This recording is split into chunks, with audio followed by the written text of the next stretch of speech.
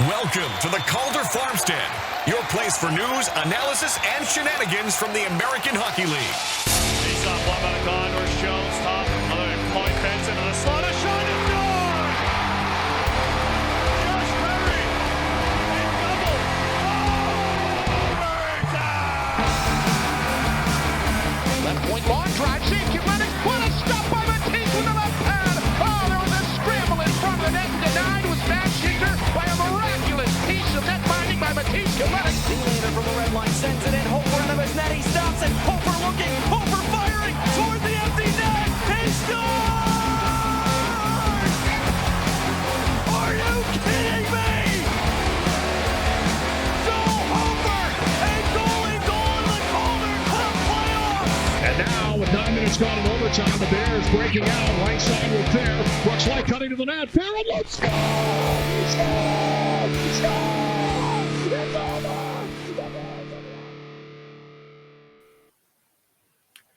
Do it from St. James Gate, Dublin, Ireland. And home of a very green river, Chicago, Illinois. Welcome to the Calder Farmstead podcast, episode number 132 for St. Paddy's Day, Friday, March 17th, 2023. If you were hoping for a podcast featuring tips on integrating solar technology into sheep farming, we are not going to be much help. This is an American Hockey League podcast. My name is Sean O'Brien from StatsTrack and the AHL's only league-wide analytics guy. And I'm Sarah Avampato from Full Press Hockey and SB Nation's Canes Country. As always, we thank you for tuning in with us. And if you're new to hearing Sarah and I talk about hockey, we're going to talk about some news as well as dive in and discuss the goings-on of 8 teams around the American Hockey League. We both watch a lot of AHL games. We're going to talk about what we see when we watch the film, as well as use some advanced stats to help us break it down. If that's new to you, you might want to head over to our podcast feed or YouTube channel, wherever you're listening to us from, and check out episode 0. It's a short primer on some of the stats we're going to be talking about, as well as how we view what's important on the ice. So if you're new to some of the more advanced hockey stats terms like PDO or the point shares model, or newer hockey terms like controlled zone entries or Royal Road, go check that out. So you better be able to pick up what we're putting down. I promise it's not that nerdy or technical. It's only 20 minutes. And let's be honest, you wasted 20 minutes filling out a March Madness bracket. It was busted before you even clicked the link. You'll never get that time back. So next time, why not spend a little more time with us talking hockey? I did actually kind of lie just now. There is no league-wide news of note to really discuss here, unless you have something that I'm unaware of, Sarah. The only thing that I saw was that, what's his name? The guy from the Penguins who took the time away to deal with his own mental health issues. He's coming back. Yes, he's coming back. I saw Sam that. Poulin. I remember we talked about it. Yes, him. I knew it was Sam something. Yep.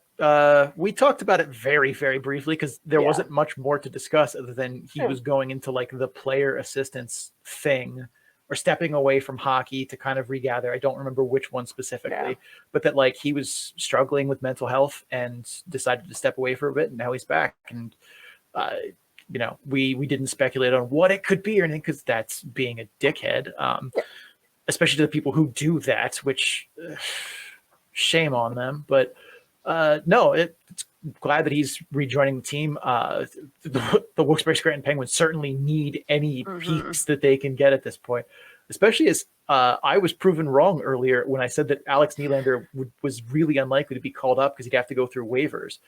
But he was on Malkin's line the other night and looked – I mean, the Penguins are not good right now and should not make the playoffs, but – he didn't look out of place. Let's put it that way.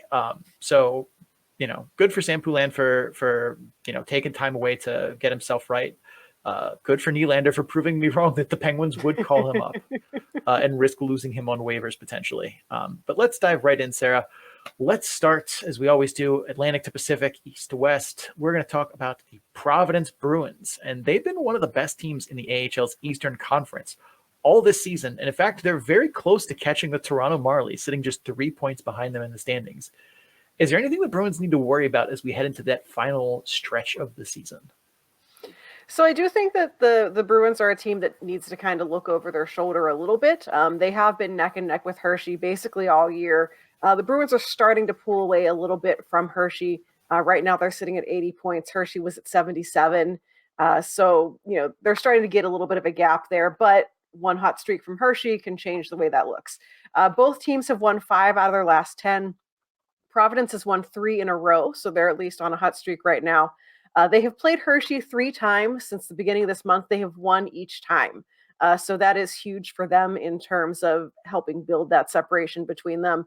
They've only got one more game against Hershey this season, so they'll be done seeing them, at least unless the playoffs eventually shake out that way.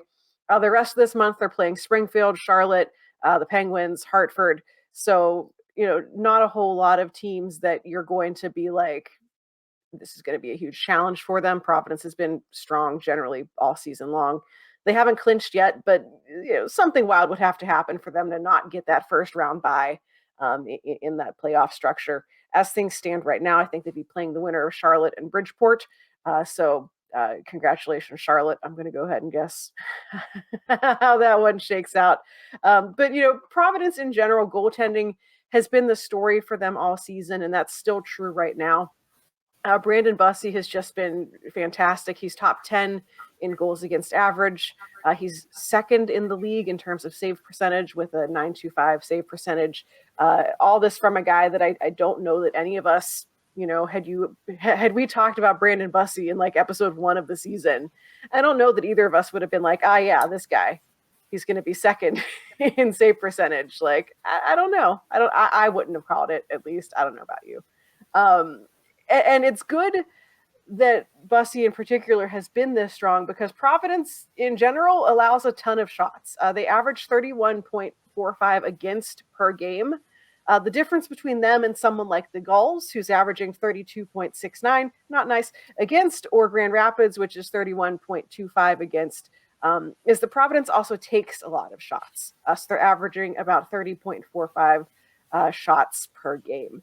That puts them in line with teams like Milwaukee at 30.33. Coachella Valley is also at 30.45. So they're getting a lot of shots for, which is helping them generate that offense. And the goaltending is helping them on the back end, where they're allowing probably more shots than a team of their caliber really would want to be doing. There have been some scoring struggles lately. At the beginning of the month, they had 3 straight games where they scored only 1 goal in each game, not just 1 goal total. Out of those 3 games, or one of those 3 games, it was a 1-0 win over Hershey, where Providence only had 11 shots total in the entire game, and they still won. Hershey had 22 shots. So, obviously that's an extreme. That is not something that, Providence has done or will do probably again ever this year, but kind of indicative of they're finding ways to win. The goaltending and defense is helping them even when they're having trouble kind of generating that offense. I didn't watch that one because I didn't want to subject myself to that, but I can only assume that was probably the most frustrating hockey game on earth to watch as both teams just had nothing going. That low scoring streak doesn't really seem to be indicative of a trend. They have really righted the ship, but it does show that there could be some concern over whether or not that offense is going to go cold at the exact wrong moment again. In terms of scoring, they have 177 total goals for. That puts them 6th in their division. Interestingly, Hershey is worse than them. So this is just a weird division when I look at it that way. They're 22nd in the league in terms of scoring.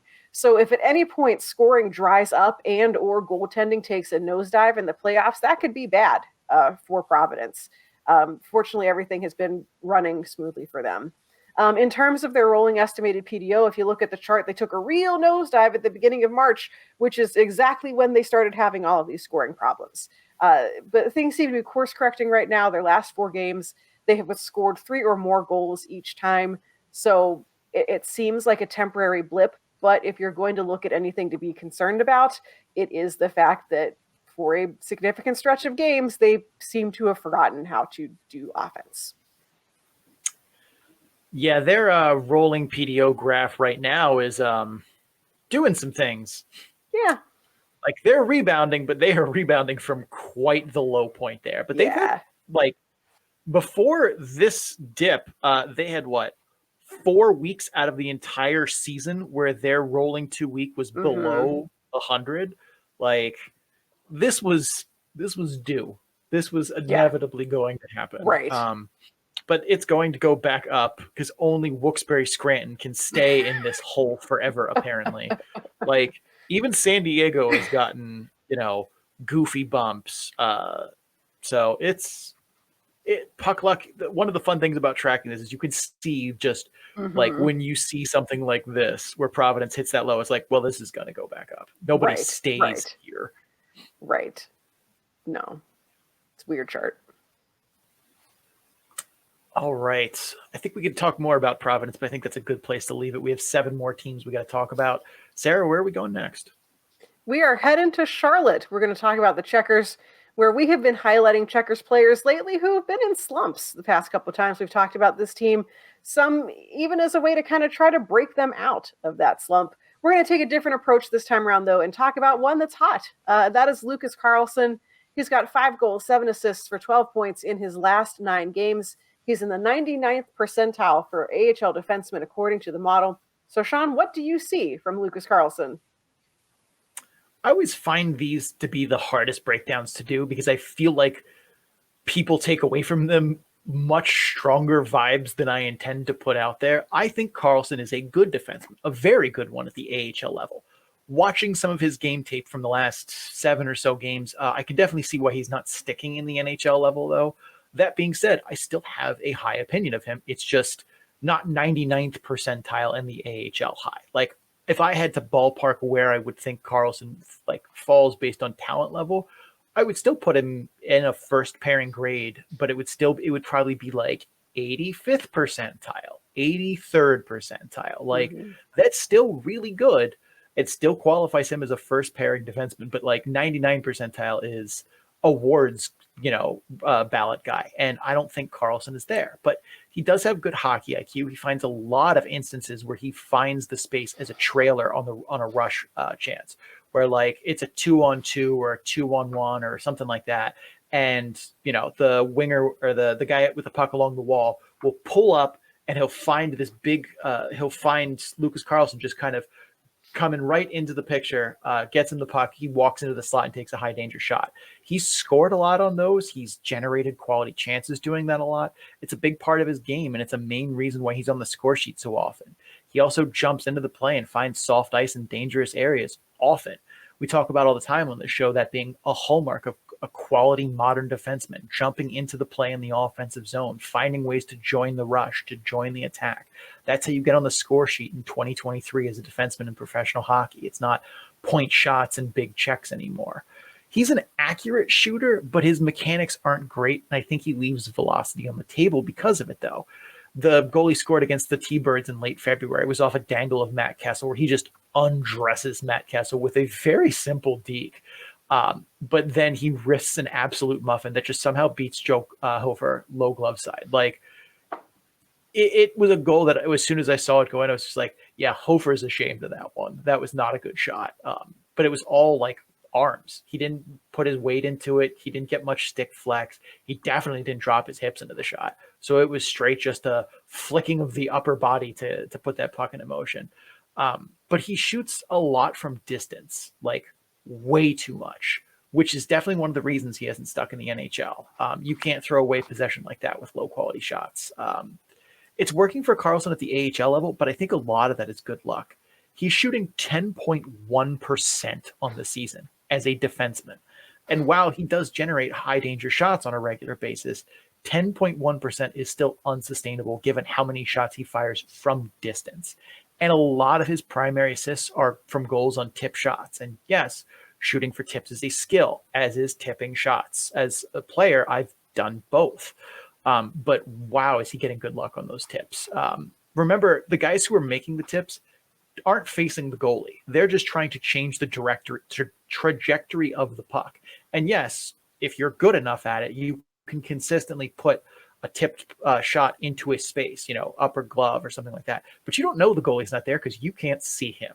So there is some luck in it on all sides, of luck that your shot gets tipped, luck that you put it where the goalie wasn't. And the goalie, who's the poor bastard trying to save the tip shot, is just praying for the luck that it hits him because it's not going where he thought it was. And he doesn't have the reaction time to change his save selection at that point.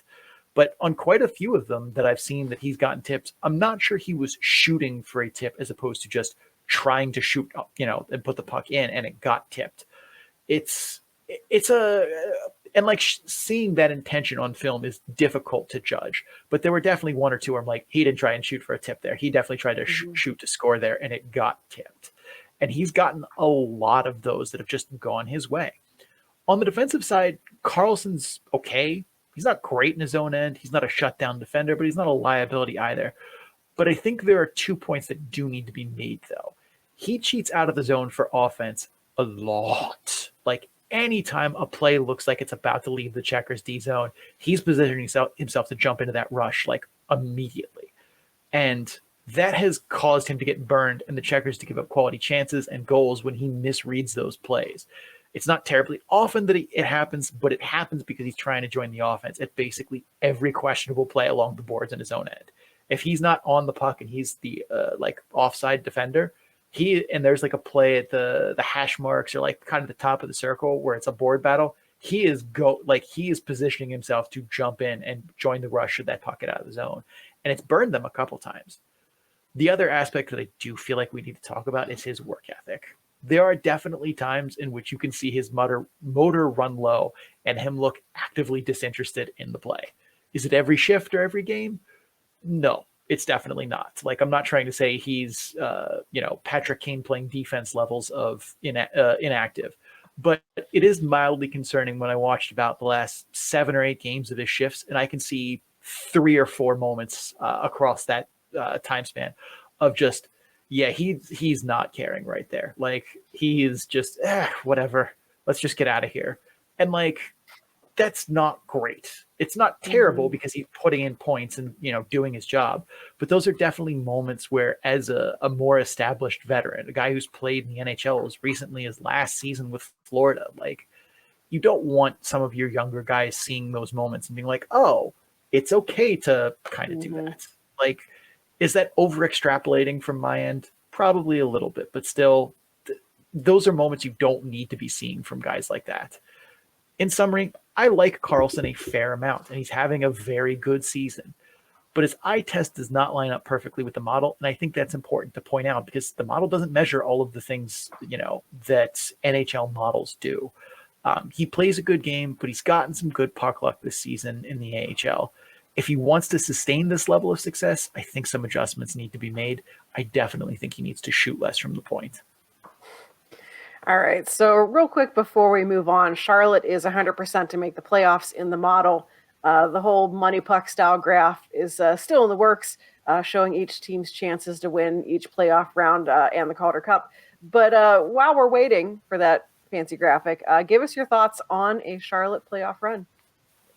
So yeah, that graph is taking a lot longer to make because of the AHL's playoff format that isn't a locked bracket from the beginning, which is annoying, and it takes a lot more work to make it happen. It's been a bigger project than I initially realized because I didn't think about if this team finishes as a 6 seed and they win as a 6 seed, that's a different bracket than if they finish as a 4 seed and win the first round. Like, I have to account for that change in probability each step of the way.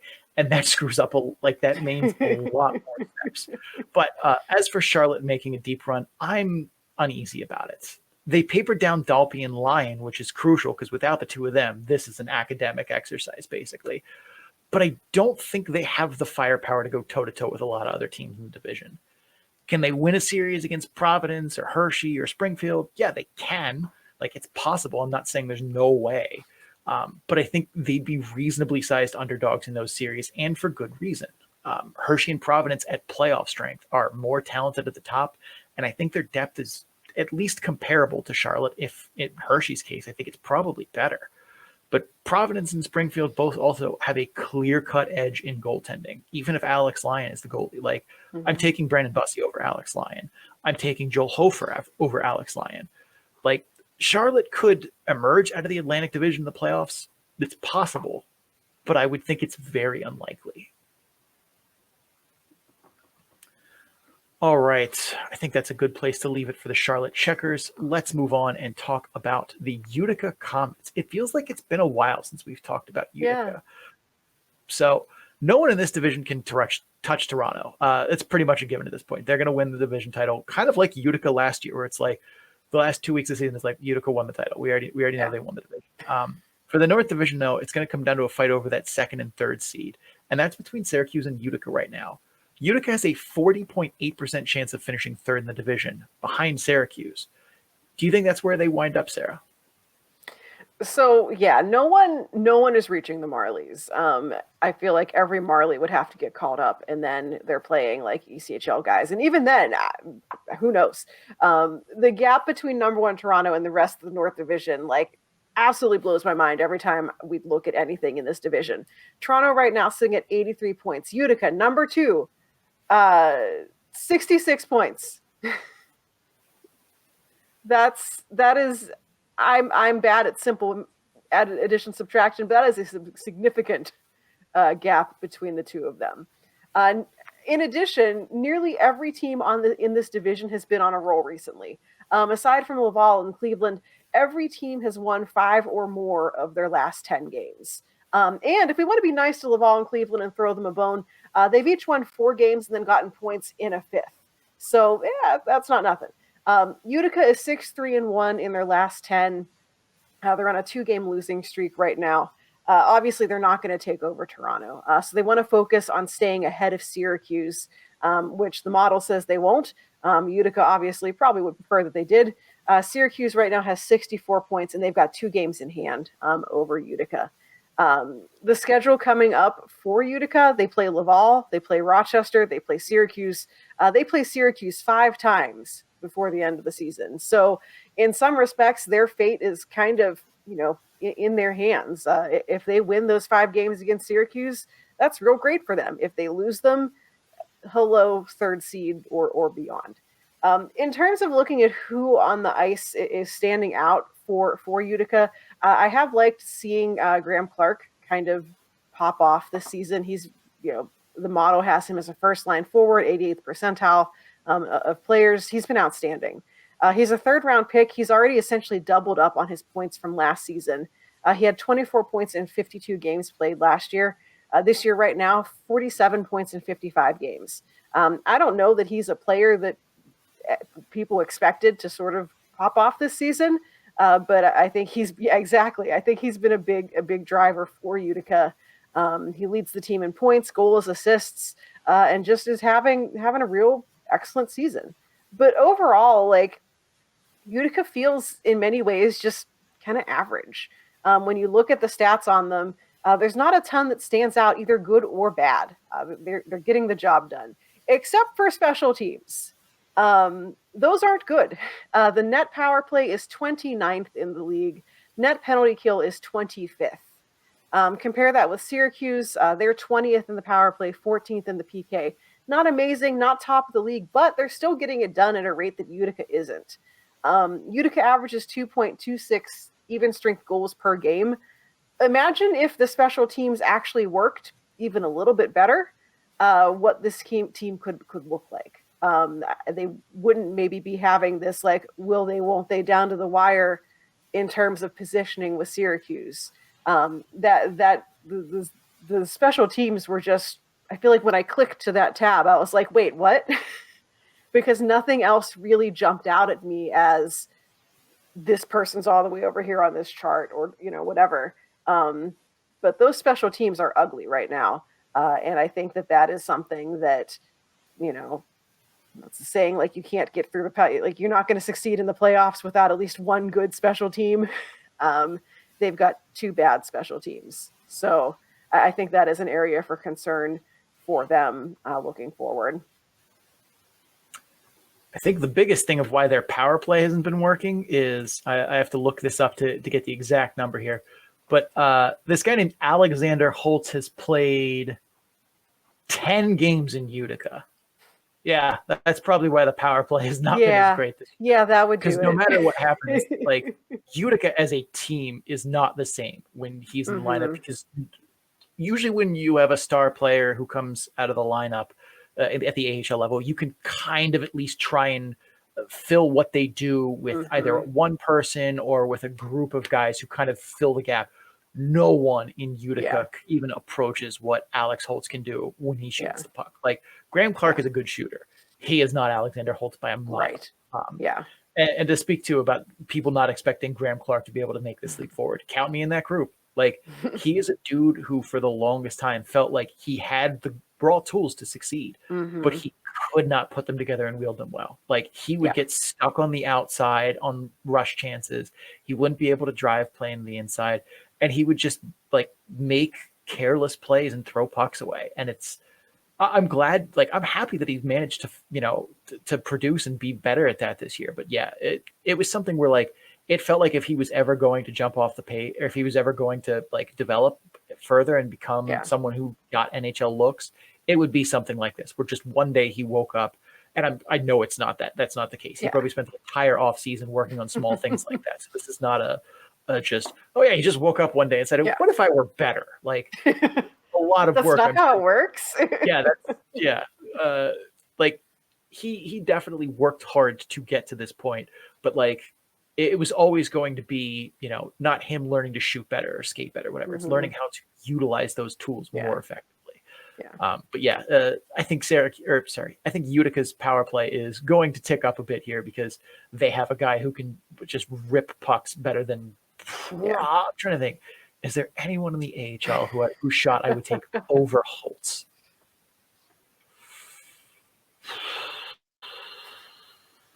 No.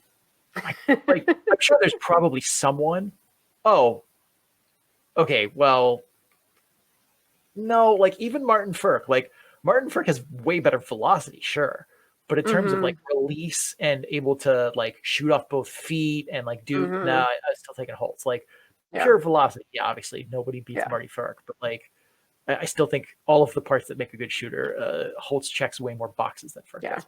All right, that's enough about Utica. Let's move on and talk about Laval. Sarah, what do we got going on? So for Laval, the model came out with some surprising results recently with regard to the playoff probabilities there. It had Laval as a 46.5% chance to make the playoffs. Belleville is sitting at 12.8%, and Cleveland at 64.1%. Why is Laval looked down on by the model so much here? And do you agree with that? So let's look at Laval's remaining schedule here. 8 home games, 5 away, which is a nice split for them. However, they have this weekend at Utica, a midweek at Bridgeport, next Friday against Milwaukee before a 4-game road trip featuring Manitoba twice, Rockford, and Milwaukee again. That's 4 games in 7 days. A home game against Cleveland on Friday before a Saturday road game against Syracuse, and then they round up the season home with Wilkes-Barre, Scranton, Toronto, and Syracuse. One of those remaining games is a team that they are realistically chasing for a playoff spot. And only one of them is against a just straight-up bad team in Wilkes-Barre, Scranton. Cleveland has 3 games in hand over Laval and is 3 points back from Belleville for 5th place. So that explains why they have a bigger piece of the percentage. Even if their schedule was tough, having 3 games in hand and only needing 3 points in 3 games, that's a big benefit. They also play Belleville 4 times before the end of the season. So Cleveland's ability to leapfrog Laval and Belleville is very, very big. Whereas Laval doesn't have the opportunities from the schedule to gain ground like Cleveland does. Laval's also just had their leading scorer in Tony Rick get called up, which hurts a lot. He is their leading scorer in Laval by 14 points. Oof. Laval also didn't paper down anyone at the deadline. 0 people. They did not paper down a soul, which means Belzile, Jesse Ullinen, not coming home. They're not coming back to help you. Raphael Harvey-Pinard, nope, nobody. They're going to get nobody back. And Laval hasn't looked too good recently either. They've won 1 of their last 5. Their power play is 1 for 30 in that time span. Yeah, they've been outscored 15-6 in that span. Even if they do sneak into the playoffs and get past that first round matchup of the 4 versus 5 seed, do we really think that Laval is going places? Again, no reinforcements from Montreal other than getting Tony Rick back, which, yes, that's big, but no RHP, no Jesse Ullinen, no Justin Barron, no Alex Belzile, nothing. They get nothing. They don't have the depth or star power to win a 5-game series against anyone in the North unless Caden Primo magically transforms into Dominik Hasek again, which it seems more unlikely this season as he's been just wildly inconsistent again, and the Laval team in front of him is worse. So, look, I love the atmosphere in Laval. The pregame show they put on last year was the best in the AHL, and I was actively cheering for them to make it to the biggest stage and put that amazing show and that amazing atmosphere on the biggest stage the AHL could give them. They fell a game short, which was sad, but at the same point, like, this year is not last year. The DAC is stacked against them this year, and even to make it, they have the DAC stacked against them. And then, should they do squeeze in, like, they might win that first round because it's a four playing a 5 seed. Like, could they beat Belleville or Cleveland in a 5-game series? Sure. I wouldn't. Like, that sounds like about as random of a series. Like, that's as close to 50-50 as you could possibly get. But, like, you put them against Syracuse or Toronto or Utica in 5 games. Like, nope. Do not believe they can win that series. Like, it's possible, but I don't believe it could happen. So if you're a Rocket fan, you can safely book travel plans in April, May, and June is what I'm saying. Like, have fun, go to the games, cheer on your team, but, like, I would not have hope. Ouch. All right. That is it for the Eastern Conference. We're actually making some pretty good time today. But we're going to take a break here, and then we will get to Rockford, Manitoba, Bakersfield, and San Jose. If you're just here for an Eastern Conference team, and this is your jumping off point, thank you for stopping by. Don't forget to subscribe wherever you're listening to us from so you get episodes in a timely fashion. Also, check us out on social media. We try and have some fun there. Links to all of our social media and more can be found at our Linktree page at linktr.ee/the Calder Farmstead. We're going to pay some bills, chug some beers, and be right back. Stay tuned. All right, welcome back to the Calder Farmstead. Thank you so much for checking back in with us. If you just fast forwarded past all that Eastern Conference stuff, welcome. Hi, we're going to be talking about the Western Conference now, and we are starting out with Rockford. We're going to take a look at the Rockford IceHogs, where last season Arvid Soderblom was a finalist for our Best Goaltender Award. He helped carry a basically offensively inept IceHogs team in the 2021-22 season to a playoff series win over Texas. This season, looking at the stats, it looks like night and day for him. Last season, he was at a .919 save percentage, stopped almost 20 goals above average, and was a quality starter rating by the model. This season, he's at an .898 save percentage. He's given up almost 4 goals more than average, and has a replacement level rating by the model. So what has happened to the IceHogs goaltender? In short, not a whole lot from what I see from him. Let's go back to 21-22 for a second and explain this a bit, because how we got here makes sense as to why he's struggling, but also is seemingly unlikely to change. Last season, the IceHogs' basic blueprint for winning games was to grind out an ugly lead and then batten down the hatches. They'd give up a ton of shots, but they'd defend the high danger areas well and make sure that Soderblom had clean sight lines, that if he didn't swallow up the rebound, a defenseman was there to take care of it and make sure that no offensive player was able to, get a stick on a rebound. This strategy makes sense as the IceHogs didn't have a ton of offensive talent and had solid defensemen who could defend the net front well. Ian Mitchell, Ryan Stanton, guys like that. This strategy worked well for them, all things considered, and they were able to grind out a lot of low-scoring, low-event games that were not aesthetically pleasing to take in as an analyst. But still, Sarah, I'm sure, recounts many of them that were just, God, not another, 2-1, 3-2. Every time. Oh. This season, as we've talked about already in depth, the IceHogs team strategy has shifted significantly. They've gone from a low-event, grinded-out offense with little talent to a dynamic one featuring a lot of capable scorers like David Gust and Brent Steeney, and now Rocco Grimaldi. That also means the hatches defense they played is also gone in both strategy and roster construction. The IceHogs this season are hot-ass garbage at defending the net front. And the right side of their defense features luminaries like Louis Crevier, Andrew Perrott, and Andy Walensky. Now, Andy Walensky can move the puck and run a power play, but is not much of an in-zone defender. They've also been working in Coltrane Wilson for some reason, who sounds like a video game character as opposed to an AHL defenseman, but what have you. Alex Regula is hurt. Adam Clendening is gonzo. So right now, the Rockford IceHogs have 0 right-hand defensemen on the roster that could adequately defend the net front. And to be clear, defending the net front isn't about having size and strength either. Crevier is listed at 6'8", 228 pounds, and he's not good at defending the net front. Coltrane Wilson is a big, physical, tough dude, and he sucks at defending the net front.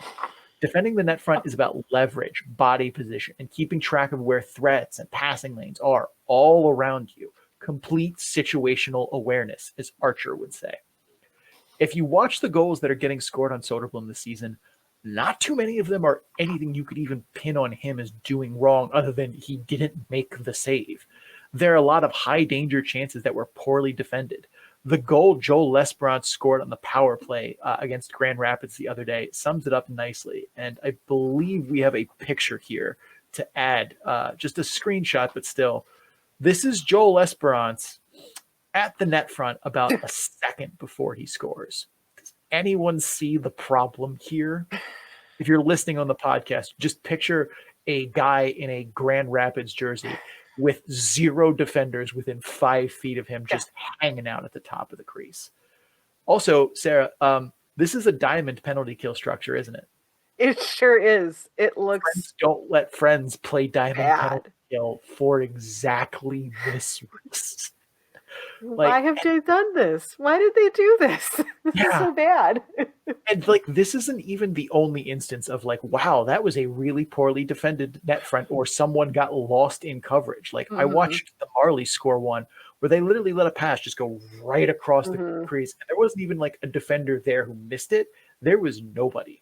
Like it was a shot pass from the point to the far post, and the guy just tips it straight across for an empty net. And it's like, if you're Arvid Soderblom, like, what were you supposed to do there? Like, and that's where a lot of the goals that are scored against it, like even the 2 off the face-off against the Marlies recently, it was like, oh, Coltrane Wilson made the same mistake on 2 face-offs in the same game that led to that goal going in. Like a more competent defense in front of Soderblom shoots his save percentage up massively.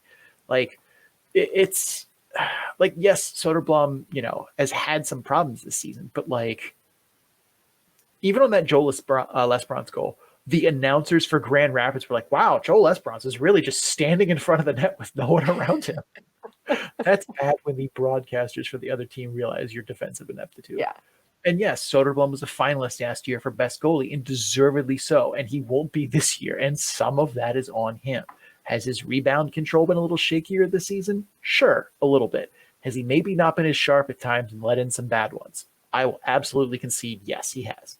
But my God, his defense needs to step up and give him a hand. You can't have passes going cross crease for backdoor tap-ins and then turn the goalie and be like, come on, man. Like, that's not how this works. Environment in front of the goaltender is almost more important than the goaltender. Soderblom hasn't been as sharp this year, but the team in front of him has just been so much worse at defending the most important area to defend, the front of the net. That's why I don't think Hudobin comes in and solves many problems for the IceHogs. The defense is the problem, and they can either try and outscore them, which maybe, or they can coach up their D on better net front play. I'm just going to lightly assume that the coaching staff has been trying to do the coaching up part the whole frickin' season. So I guess it's now time with Rocco Grimaldi and Gust and everyone there to just start say, if we can score 6 goals to the 5 we let up, that is still the same win as if we win 2-1. So that's what I think is going on with Arvid Soderblom. Sarah, any additional thoughts? Yeah, I mean, I know that I know he was dealing with injuries throughout the season as well, and I'm sure that has played some impact. But yeah, I mean, you can't deny, I mean, that their blue line right now is just atrocious. Like, those are guys who should not be, like, why are they here? And I know that, Soderblom got a look in the NHL this year when he wasn't hurt. And he looked fine to the point where people were like, have the Blackhawks like finally got a goalie in the pipeline again? And then I looked up his numbers, and his numbers are terrible in the NHL. But I feel like every game that I saw him in, I was like, well, that's not on him. I mean, the team in front of him in Chicago is not any, not really much different from the team they have in Rockford in terms of like protecting him. But yeah, I think he's a better goalie than what we're seeing from him this season. And I think a lot of it is, that Joel L'Esperance goal of like, what is he going to do? What is he going to do about, like, they let him, it's Joel L'Esperance. What do you think he's going to do? He's going to score. Yeah. L'Esperance got like 3 whacks at that rebound. Yeah. Before it went in. No one's like, there. If you're letting a dude get 3 clean chances at a rebound, that's on your defense. Like, I'm sorry. Yeah. All right. I still like Rockford though. I think they're going to be a team that can go places they're on my bingo square for winning the division out of the playoffs, like in the Calder playoffs. So I at least believe in them enough. Like, I think they can do it. There's enough good pieces there to figure out a way to make this work. But right now, saying that Soderblom isn't stopping enough pucks is just not doing analysis correctly. Yeah. All right, let's move on and go north and talk about the Manitoba Moose. Sarah, the top of the Central Division has stabilized somewhat, and it looks like it's going to be a fight to the finish for the Manitoba Moose. They've still got dreams of finishing in that top spot in the Central, but they're going to have to go through some good teams to get there. What has life looked like for the Moose lately? So in their last 10 games, they are 5-3-1-1. They have lost their last 3. So a little bit of a lull for the Moose right now. When you look at their lineup, though, they haven't really lost much in terms of players going up to Winnipeg. There weren't really a ton of moves that, at the deadline, not a lot of changes. So the roster they're working with is the roster that they're going to be working with. One big thing to point out is, Alex Limoges having a career year with the Moose. He's got 45 points over 51 games played. Last year when he was part of the Gulls organization, 40 points in 62 games. So obviously kind of blowing that out of the water. Also, interestingly, his goals and assists stats from last year to this year have basically completely flip-flopped. Last year he had 17 assists. This year he has 29. I think he's getting a lot more opportunities to make plays here in Manitoba. I think he's getting a lot more, probably a lot more ice time, more usage than he was with the Gulls, who had a little bit of a deeper lineup last year. Obviously much different than this year's lineup for the Gulls. But I think Limoges is getting more of an opportunity with Manitoba to make plays. And more importantly, maybe has the teammates to help him out that he wasn't necessarily on a line to do when he was with San Diego. When we look at the model, it has him as a first line forward in the 89th percentile. When you zoom in, he's sharing a spot on the model basically with guys like Matthew Highmore, Kiefer Sherwood, Taro Hirose, guys who maybe aren't like superstars, but who have all been pretty important to their team's success in helping drive that offense. So he's in a good spot. Looking at the model for Manitoba, it doesn't really love their goaltending. Both Arvid Holm and Oskari Salminen both rated as backups. Salminen in particular seems to be able to steal games every so often, although maybe it's just because I always see him beating the Wolves, and maybe that's colored of my perception. But I think that in general, the Moose do an average job of protecting their goaltenders. They're about dead even in terms of even strength shots taken and allowed. Their goaltenders are getting it done, but maybe not, that otherworldly goaltending that you'd want to see from a team that wants to try to climb up to the top of the standings. We've talked a lot this year about Ville Heinola. He wanted to get traded. That remark was out there from his agent. My bingo square of him getting traded didn't come true. There's always a draft day trade possibility, but for right now, he is on the Manitoba Moose. Looking at the Jets situation, they don't have much by way of picks in 2023. So, would they consider moving him to help bolster that? Maybe. He has one more year on his entry-level contract. He's an RFA after next season. So the team has all the leverage here. There is no incentive for them to move him at any point. Per cap friendly, he's probably not even going to need waivers until the 2024 season. So the Jets have a lot of flexibility with him as well. He is third in defensive scoring on the team overall, but when you look at points per game, he is the best of their defenders. He's got 27 points in 35 games, which is 0.77 points per game. Overall, though, he is doing what you want to see a player in his position doing, even if he's not happy about it, even if he is not thrilled to still be a Manitoba Moose. At the end of the day, if he wants the Jets to move him, or if he wants the Jets to finally give him an NHL spot, he has to play and play well here. And unless the Jets call him up as a black ace for the playoffs, he is going to have a great opportunity to help lead this team in the AHL and show what he can do. Overall, looking at the Moose, their strength of schedule as the season winds down, they play Chicago 3 times, Rockford 3 times, twice against Laval, Abbotsford, Grand Rapids, Texas. Those games against Chicago, Laval, Grand Rapids, those should all be winnable games for Manitoba. Finishing the season on the top of the division isn't out of the question. Texas has 72 points. Manitoba's in third with 70. So it's going to be a dogfight between them and Milwaukee, all at the top of the division.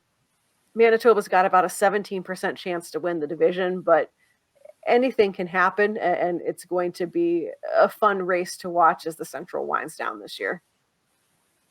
Yeah, Manitoba start to finish has just been a team that's like, yeah, their blue line is good. And then everyone else is just kind of like, their Limoges has had a great year for them. And that's, I wouldn't say surprising. I didn't think he would be this good, but he's had a great year.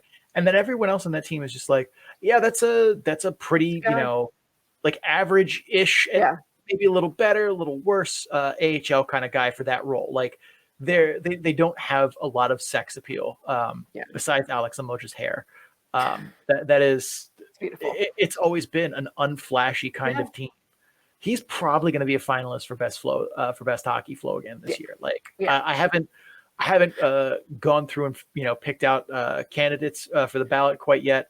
But, like, he's definitely going to make it. But deservedly so. I haven't scouted the competition against him yet, but it's very likely 2-year running finalist. So especially like he has an opening because was it Anthony Lewis and his teammate Fialbi Gonzo? Yeah. They're not going to qualify for the award this year. So that's right. He has the opening to pull a W here. And as much as I would like to not bias our award, he is a Penn Stater. So there is that going for him. Yeah. All right. Sarah, let's move to the West Coast, the best coast. Let's talk about one team in the Pacific Division that definitely has playoff aspirations and could do things, and that's the Bakersfield Condors. After a very hot start to the season, though, they're still trying to dig themselves out of that mid-season kind of lull where they were running a skeleton crew. Injuries and call-ups have definitely tested their roster, but they are firmly in a playoff position as most of the division. The Pacific is like the least interesting race. But they've been playing well lately. What's working for the Condors, and what do they need to look out for? So they have been on an absolute tear lately, 7-3-0. They've been turning in wins against the teams that they want to be beating and the teams that are ahead of them in the standings. They just like decimated Ontario recently. They've been doing it well. In terms of goaltending, they did get Calvin Pickard back in January from injury. He hasn't looked great, though. In some ways, it kind of looks like he's trying to figure things out after that injury, which, of course, is like nebulous because no one ever tells you anything in the AHL.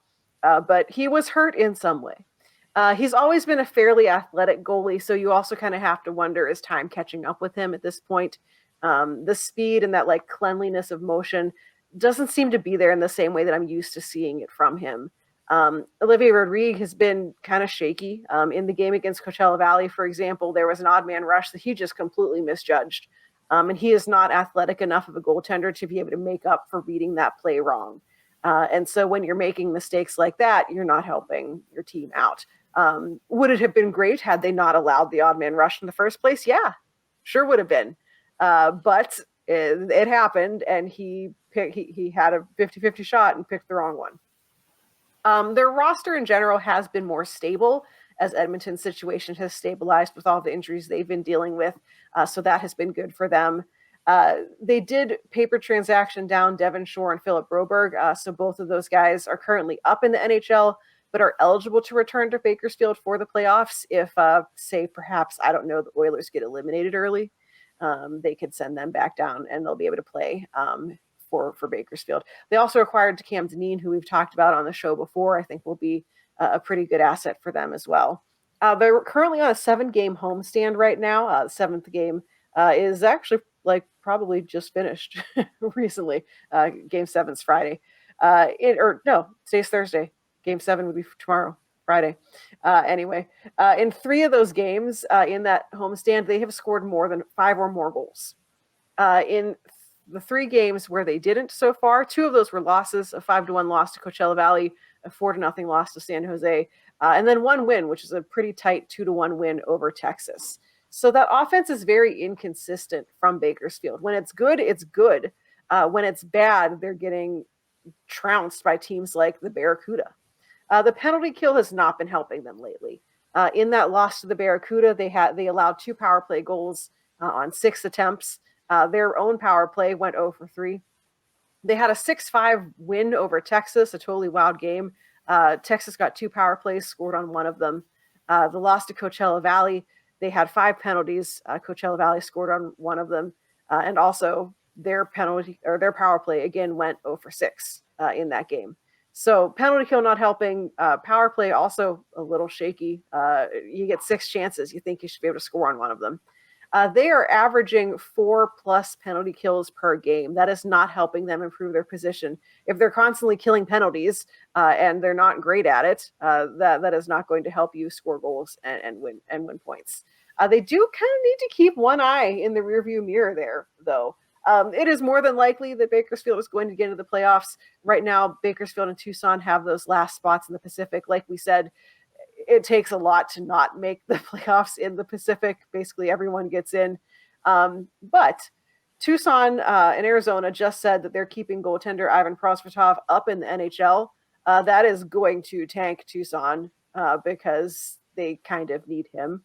So that does not look good for the Roadrunners, Arizona has said, we want to bolster Tucson for a playoff run, but also we're taking your goaltender. So, yes, that's the face that I made. Also, when we're looking at them, San Jose is just 5 points behind Bakersfield. They've won 6 of their last 10. They've been playing well despite losing some key players to call-ups to the NHL. Is it possible for the Barracuda to jump up? Anything is possible, honestly. For the Condors, they play Henderson twice. Those should be easy wins, you'd think. Henderson's been kind of better lately. Not great, but, slightly better. They play Coachella Valley 4 more times to end out their season. And I think those games are going to be make or break ones for the Condors. If they lose all 4 of those games, that's going to be ugly. They have shown that they can beat Coachella Valley, but are they going to be able to do it on a consistent basis? Maybe not. At the beginning of the year, when we talked about Bakersfield, they were a team that was playing well enough to win. They weren't great. They weren't terrible, but they were just, the coin was flipping in their direction. And it kind of feels like we're seeing that again right now. They're winning games somehow. The rolling estimated PDO is in the gutter at the moment. It is ugly. So is it going to rebound? You'd think so. It's just a very weird position for the Condors, who are winning games that maybe they shouldn't be winning, but I also don't know that I trust them to keep doing that at any point. To be fair, off of a massive bender here. So Yes. this is starting to rebound back up, but this crater was absolutely inevitable. It's every time you see some big high point here, what happened every once in a while when I post graph updates, it'd be I'll pull out one of these, I wonder what happens next here. I wonder what happens next here. I wonder what happens next here.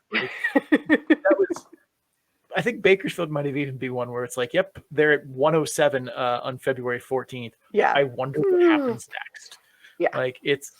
This is the way. This is the way puck luck works. It goes up and then it goes down and then it goes back up again. Yeah. Enjoy the ride. But we're going to talk about San Jose and their playoff chances here. So Sarah, let's talk about San Jose and go over to them. All right, so I saw your Twitter post about Nick Cicek. I know you want to take a victory lap here, but I think the more interesting defenseman to talk about is Artem Nashev. He has gone from being on a miserable Barracuda team last season, finishing in the 13th percentile with a replacement level grade. This season, he's on a regular bad Barracuda team. He's in the 73rd percentile, second pair defenseman grade. So what have you seen from him in regard to his development? So first up, let me pull out this imaginary list here of people who I am in fact accountable to. You're not Melissa O'Brien or my day job boss, Brenda. You're not Angelo, my beer league captain. Christina Hendricks? No. Unfortunately not, no. Bobby Orr? No. Mm-mm. Timothy Dalton? No. Mm-mm. Connor O'Brien? No. Ew. Lisa McGee? No. Allison Lucan? No. God, I wish. So that says to me, you definitely do not have the authority to cut off a victory lap from me. All right. Which I wasn't really going to do. I wasn't going to do the I told you so victory lap. But then you went and Susan Sarandon affected yourself. And now I definitely am, because Fine. tell you I most certainly did. Fine. Here is, in my own words, from April 2022, CC, cue it. I do want to highlight one negative for San Jose in particular, though.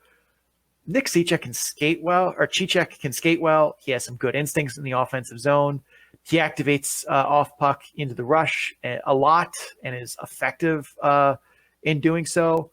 But he is truly terrible on breakouts, fielding pucks off the wall and dump-ins. He's not good in board battles. He's listed at 6'3", 200 pounds, and he lost a board battle to 5'10", 185-pound Colt Conrad. He lost battles in the corners and the net front repeatedly. He got absolutely bodied by Alan Quine off a puck on the wall. He's found new and innovative ways to turn the puck over on breakouts, including one around the 13-minute mark of the second period of Sunday's game. If you want to go look it up, I genuinely had to hit pause and just yell into the abyss, "What are you doing?" He skated himself into a corner and then made a blind rim around and got instantly picked off by Henderson under the most minimal forechecking pressure imaginable. It was bizarre. And that hasn't been a new development in my viewings of Cicek either. This wasn't just a good player having a bad weekend or just an off, 2 games. This is what I've seen from him every single time. But today San Jose announced a 2-year NHL contract for him, and I don't get it. I have no idea what they see in doing that. He has some offensive upside. He's not without any skill, but he's absolutely a net negative for that Barracuda team. And I don't think it's going to get much better. Now,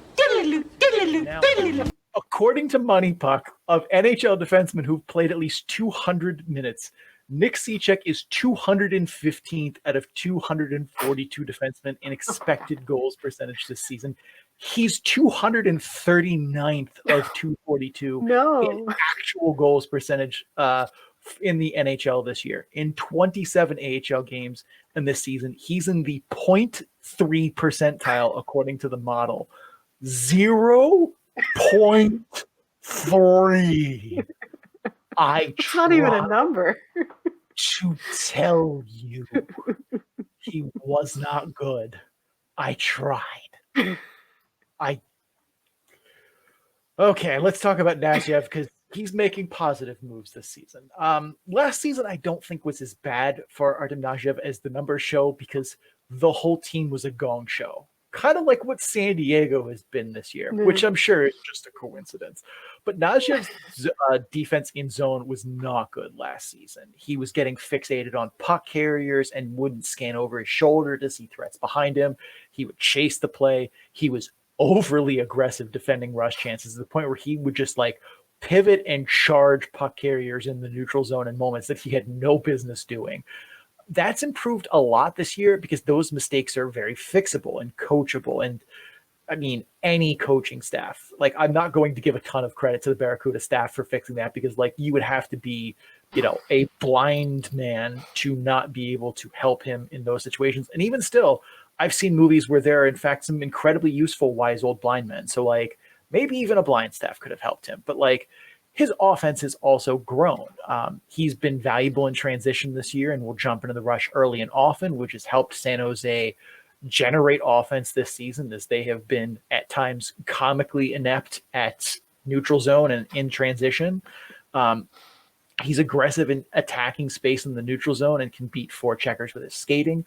He's managed to grow as a power play quarterback like a tiny bit, albeit not as much as I would have liked to have seen. But hey, progress is progress. We'll take it wherever it's given to us. The problem is that he gets tunnel vision in the offensive zone with the puck, and he can't really see the moves ahead yet. He's able to work inside structure, I think, but not break it and attack it when he sees that opportunity in the offensive zone.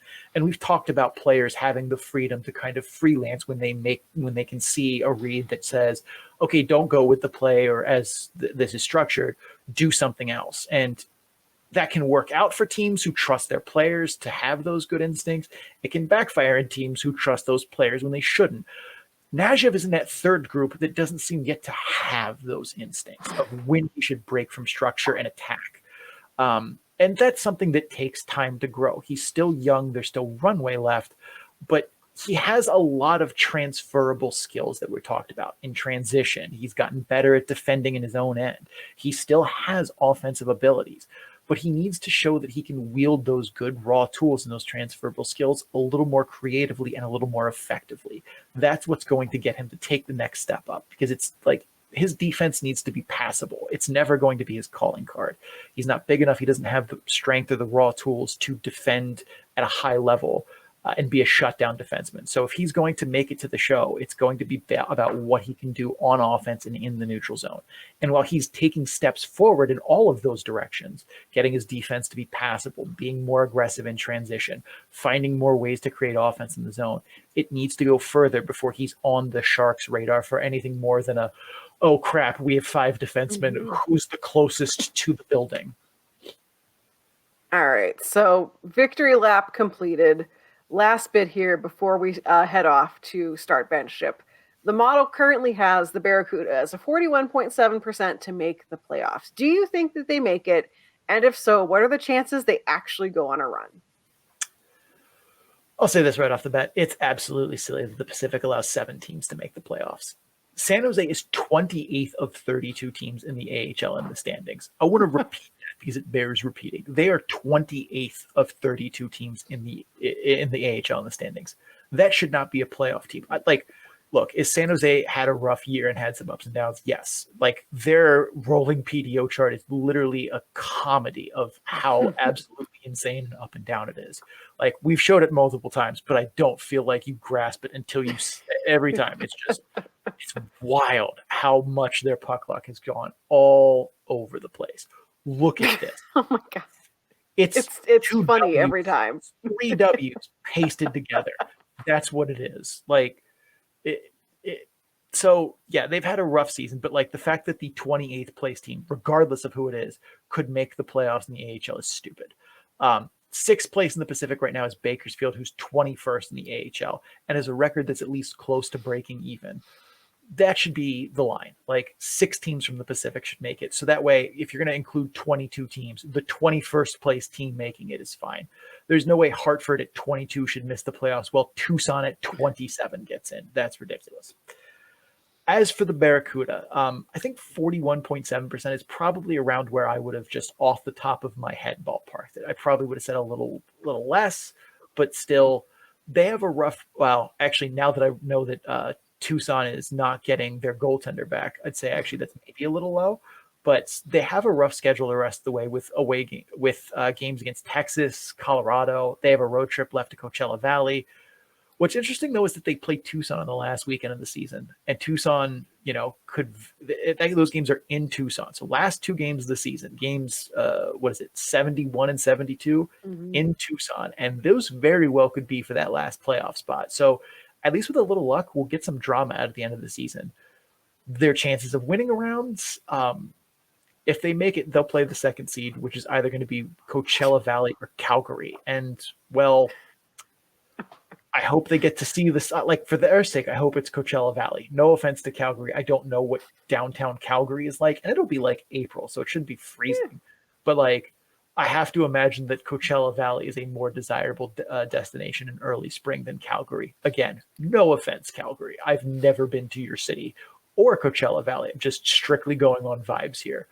But like, I hope they get Coachella Valley so they could at least have, a nice weekend trip in Coachella Valley and maybe get to stay an extra day or so to, have some fun there as they get whopped.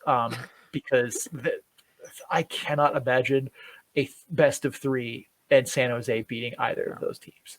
Not that it matters because the regular season records, as we say all the time, do not predict playoff series.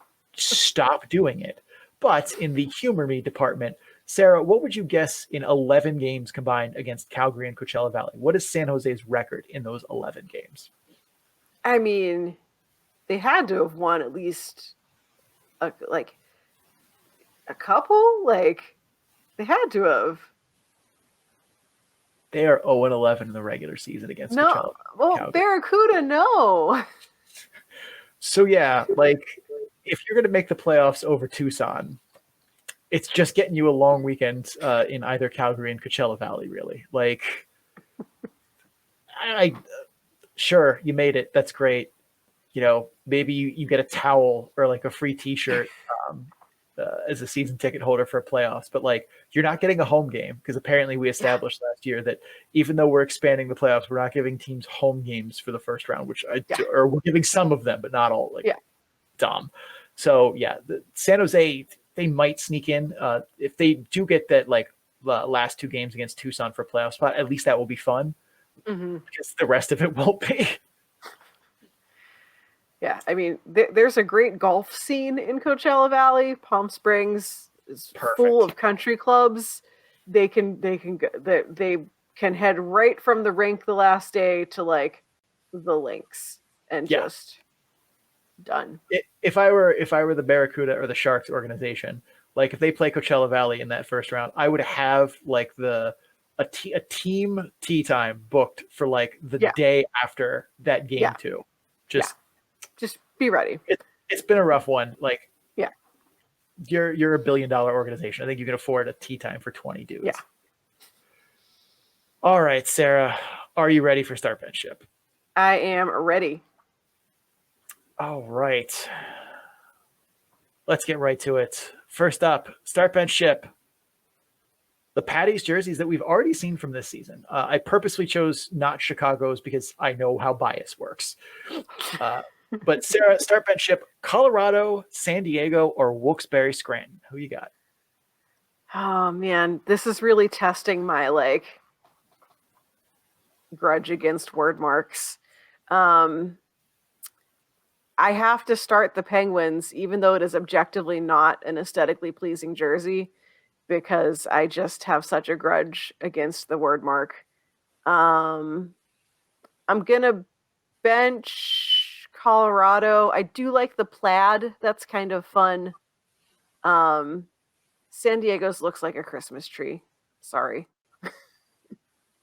we're shipping that. I'm going to agree with your choices, but I'm sorry. Wilkes-Barre Scranton is absolutely aesthetically pleasing. That is a great St. Patrick's Day jersey. I will not be hearing your well, wait, is the penguin, is the logo like in the shape of a clover? Yes. Okay, I take back what I said about not being aesthetically pleasing because I like I like the gold. The gold I feel like really pops better and is representative of the original Irish flag and not the one with the orange on it. I do like. I think that pops so much better. I'm 100% starting Wilkes-Barre Scranton. I'm benching Colorado. I at least even though the shoulders are oh my god, what's the word? I cannot think of it. It's not plaid. It's tartan. Yes, that's or tartan. That's more Scottish in my mind. But sure, I also like that the numbers that they used are very Celtic looking, and it was part of their big Pot of Gold's charity night, which they did a bunch of good work in the community. So even though I'm benching your jersey, I give you for that. San Diego's is literally their reverse or is their like retro jersey with the colors swapped, and like not even well. Like San Diego's done other really good like theme jerseys or whatever. This was not one of them. Sorry, Gulls. This one's you're getting sent to the coast. All right. Next up, Irish pop culture. We're going with Dairy Girls, Banshees of Inisherin, and a little-known Irish comedy, Hard Times. Sarah, I will let you go first here, as your choices are going to be material as to your continuing as a host of this podcast. I know. Other times I've been like, is this the week I get evicted for making the wrong choice? But this week I really know that if I get it wrong, like there's going to be an ad on Twitter like tomorrow that's like, who wants to talk about the AHL? No, I'm starting Dairy Girls. I will admit I have not seen all of it. I have seen some of it and greatly enjoyed what I saw and want to see the rest, but there are only so many hours in a day. Also, as someone who like doesn't know a whole ton about Irish history, like I feel like that's a kind of interesting place to jump in to start to learn about like that period of time. It's, recent enough that like you're alive for it and just had no idea what was happening on the other side of the ocean. But very entertaining. The cast is just really funny. Enjoyed it a lot. I am benching Banshees of Inisherin, which was honestly one of my favorite movies that I saw last year. Felt very emotionally manipulated at one point. I was like, why did this movie make me cry? Like, absolutely unfair. Did not expect that. But very good, dark, also another movie that I was like, wow, sure don't know anything about Irish history. Let me go read some Wikipedia to understand what was happening in the world at this time. I am benching Hard Times only because I have not seen it and therefore cannot have a full opinion on it or shipping it. Very fair. You made the only clear choice, which is starting Dairy Girls. Like anything else than that, and you were correct.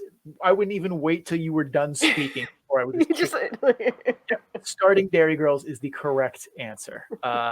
Dairy Girls is absolutely amazing. And when saying that you don't know a lot about Irish history, I'm like, welcome to education in America. Most Americans don't know stuff about Irish history. That's why they do silly things like order car bombs in bars in Ireland.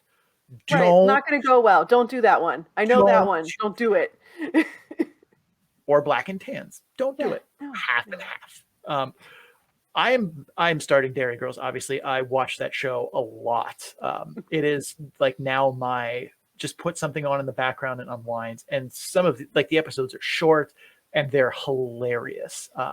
The third season, I literally requested off of work when it dropped on Netflix. I am going to bench Banshees of Inisherin. I still do not totally know how I feel about this movie. Like, parts of it are very good. Parts of it, I'm like, what even is this? Like, it's well made, but there are parts where I'm just like, this is weird. Like, there are a lot of weird things for it. Like, I'm not sure if I like it. Like, I'm still, and I saw this movie like a couple of months ago. Yeah. And I still am like having thoughts about whether or not I like the movie. Yeah. But it is like, it's well made. It got awards consideration, deservedly so. Like, there are parts of it that you're like, this is well done. And there is no argument about it. But then there are other parts I'm just like, I don't know. Hard Times is a St. Paddy's Day tradition in the O'Brien household. It was when we were looking for an Irish movie to watch, we couldn't find a lot. And Hard Times was one of the ones that we found, and we bought it on Amazon Prime, I think it was, and we watched it. And is it a good movie? Maybe, maybe not. Is it a stupid movie? Absolutely yes. Is it a fun movie? Oh yeah. Like, highly recommend some people going watch out to want like a stupid comedy. It very much, and it's I want to say 2009 it was made, and it's about Viagra. And it's very, like, that's why it's called Hard Times. Like, they're not even trying to be subtle. It is very much like, if you enjoyed like some of the fun American comedies from like the mid 2000s, you will like this movie. Like, it's not, brilliant or clever. It's pretty ham-fisted, but it is fun. and I think people will enjoy it if they go see it. All right. Lastly, we are going to dive right into Sarah's bias here. And, that still says playoff teams. That shouldn't say playoff teams. Whoever makes this is just lazy, apparently. But this is going to be American St. Patty's celebrations. Chicago, Boston, and Savannah, Georgia. Since I kicked you the first two, I will start this one, Sarah. I am going to obviously start Boston. I have been to Boston during St. Patty's. It is a lot of fun. One of the things on my bucket list that I crossed off was seeing Dropkick Murphys in Boston on Patty's. Did that, one of the best times of my life. I also learned that Boston has a downtown city planning that was done by very clearly drunk people because Boston is, I will never, ever drive in that city, ever. I drove to the hotel. We walked from the hotel to the concert, even though it was like half a mile, because I refused to drive. I'm going to bench Savannah, Georgia. I have not, despite having lived in Georgia and being me, I did not go to Savannah, Georgia's St. Patrick's Day thing, but I've heard a lot about it. And it is literally a week-long series of events in a place that does not have a ton of Irish people, but for whatever reason, they go with it. I'm shipping Chicago. Sarah, maybe you can change my mind here, but is there more to it than just a parade and we dye the river green? A bunch of drunk people vomiting on the train. Is that not just most Blackhawks games? Usually they're vomiting in the parking lot because taking the train there, no one can ever figure out how to do it. All right, well, let's at least let you flesh out the rest of your start bench ship here. I'm assuming you were shipping Chicago. Yes. I am also starting Boston. I've never been to Boston's St. Patrick's Day celebration, but it just seems like if you could pick somewhere in the United States to go to celebrate St. Patrick's Day, why would you not go to Boston? Yes, also Boston was city designed by someone who just threw noodles at a wall and was done. I have never been to Boston without holding my phone up as I'm walking through the streets being what? I like visiting my friends in Boston, and that's about it. No, but it just seems like for a good time, go to Boston. I'm also benching Savannah. I don't know much about it, but I think that's kind of unique to have an area Georgia is not where I would think, there's a week-long St. Patrick's Day celebration. But it seems cool and fun. I was concerned at first that maybe it was just that fountain, and then I was like, oh, am I going to have to decide between a fountain and a river? But no, and I have a friend who used to live in Savannah and always spoke really highly of the city and being kind of a cool place to go. I am shipping Chicago because literally all they do is dye the river green, and there's a parade, and it's just I went out so they dyed the river last weekend, not even this weekend. They dyed the river already. Yes. I don't know why. But they do it in advance. And I didn't know that they were doing it in advance. And I was on the train to go to my own birthday party. And I'm sitting on the train minding my own business. And suddenly it is full of drunk 21-year-olds. And I was like, I've made a terrible mistake. No, it is the picture right there is all you need. You do not need to experience it or and it is no, thank you. Everyone is so drunk and annoying. I made a terrible mistake leaving my home that day. I mean, if they died it a week early, I'm just assuming it was Lori Lightfoot saying screw it, I lost. Right? Potentially. It stays green. It stays green for a significant amount of time. Actually the building that I work in that I used to work in might be in that picture. I used to work right on the river downtown, and when they dye the river, you're oh, it's still green. Still green. It stays like that. And it is that it says good things about the waterway if it's still days later. Right. The water, we get our water from Lake Michigan. Oh, never mind. Nope, I get it now. It's just no, thank you. All right, then. That is it for Start Bench Ship. Sarah, take us out. All right. Well, thank you all so much for watching. That is it for today.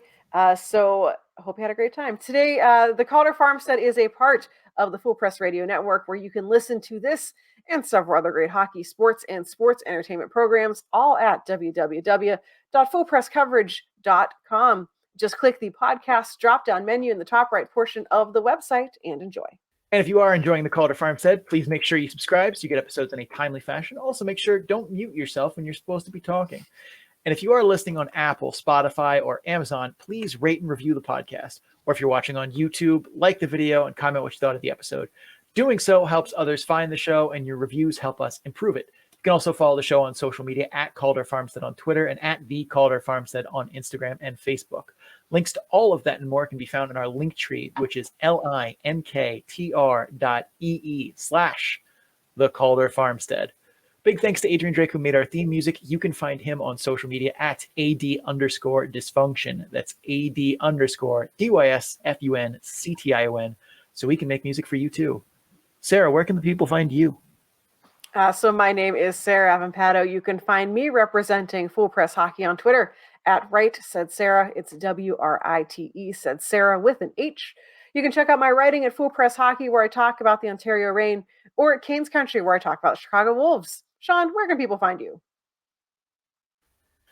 You can find me on Twitter at Sean O'Brien81. That is SeanObrien81. I'm also on Instagram at Sean O'Brien_81.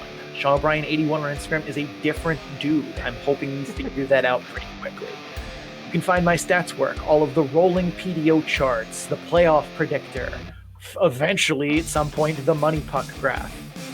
You can find all of that on my Tableau page at bit.ly/data-dump-and-chase, all lowercase, all one word. Sarah, St. Patrick's Day. Have a good one. Thank you for tuning into the show. For Sarah Avampato, I am Sean O'Brien. Please dump and chase responsibly.